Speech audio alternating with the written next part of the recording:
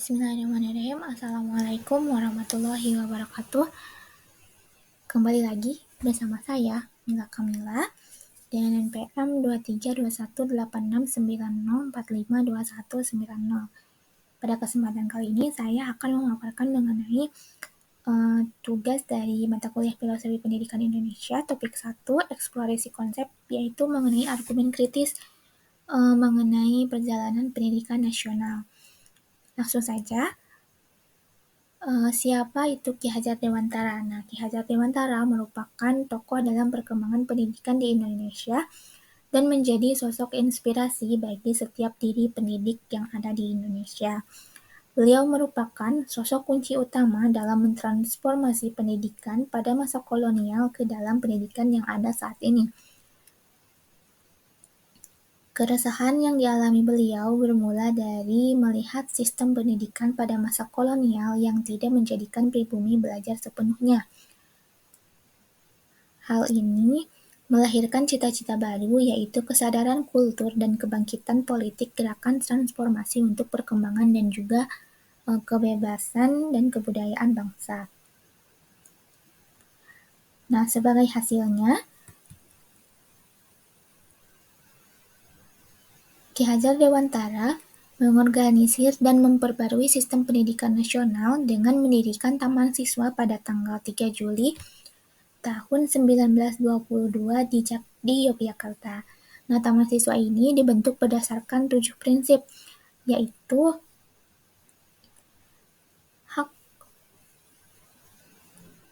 hak menjadi siswa yang mandiri, kemudian hak menentukan nasib sendiri, pendidikan yang mencerahkan masyarakat, pendidikan harus mencakup wilayah yang luas, perjuangan yang menuntut kemandirian, sistem ketahanan diri, serta pendidikan anak-anak. Kemudian, pandangan Ki Hajar Dewantara mengenai pendidikan dapat terlihat dari konsep Tripusat Pendidikan, bahwasannya dalam kehidupan anak-anak terdapat 3 tempat penting, yaitu alam keluarga, alam perguruan, dan juga alam pergerakan pemuda. Hal ini mengandung makna yang begitu mendalam dan terbukti kebenarannya, di mana lingkungan keluarga merupakan lingkungan pertama bagi seorang manusia untuk tumbuh dan berkembang. Kemudian selanjutnya, manusia mencari dan menemukan jati diri di lingkungan kedua, yaitu di lingkungan perguruan atau sekolah. Setelah itu, pada akhirnya, manusia akan berkontribusi secara langsung dan belajar sepanjang hayat di alam pergerakan pemuda atau lingkungan masyarakat.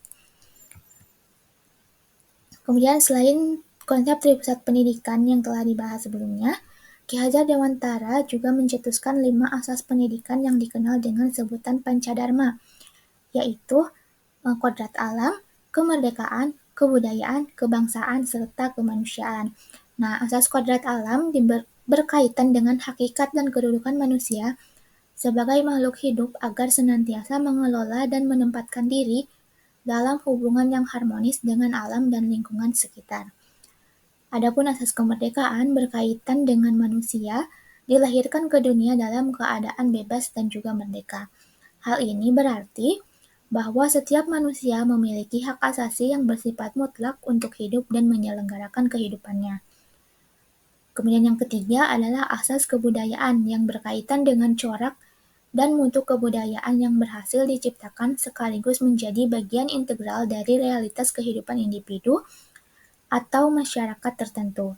Yang keempat, asas kebangsaan yang berkaitan dengan setiap bangsa di dunia mencintai dan memegang teguh ikatan kenegaraan dan juga kebangsaannya. Terakhir, asas kemanusiaan yang berkaitan dengan kepentingan harkat dan martabat kemanusiaan. Karena selayaknya manusia yang baik, secara individual maupun sosial, seseorang akan berupaya sekuat tenaga agar hajat dan kebutuhan hidup manusiawinya terpenuhi. Selama kebutuhannya belum tercukupi, maka secara alamiah dan naluriah perjuangan akan terus terjadi. Nah, kesimpulannya, konsep dan filosofi dari Ki Hajar Dewantara tersebut masih menjadi pedoman serta acuan dalam perkembangan pendidikan yang ada di Indonesia bahkan hingga saat ini. Hal ini terlihat dari perkembangan kurikulum pendidikan yang berubah dan semakin berkembang dari waktu ke waktu, menyesuaikan dengan perkembangan serta kebutuhan individu yang semakin kompleks. Salah satu perkembangan yang disoroti saat ini adalah dengan adanya kurikulum merdeka. Dalam kurikulum merdeka ini, peserta didik diberikan kebebasan untuk memilih dan memilah sesuai dengan minat yang dimilikinya dalam proses pembelajaran. Dalam kurikulum merdeka, terdapat nilai-nilai konsep dan filosofi seorang pendidik yang dirangkum dalam profil pelajar Pancasila. Terima kasih, sekian yang dapat saya sampaikan. Wassalamualaikum warahmatullahi wabarakatuh.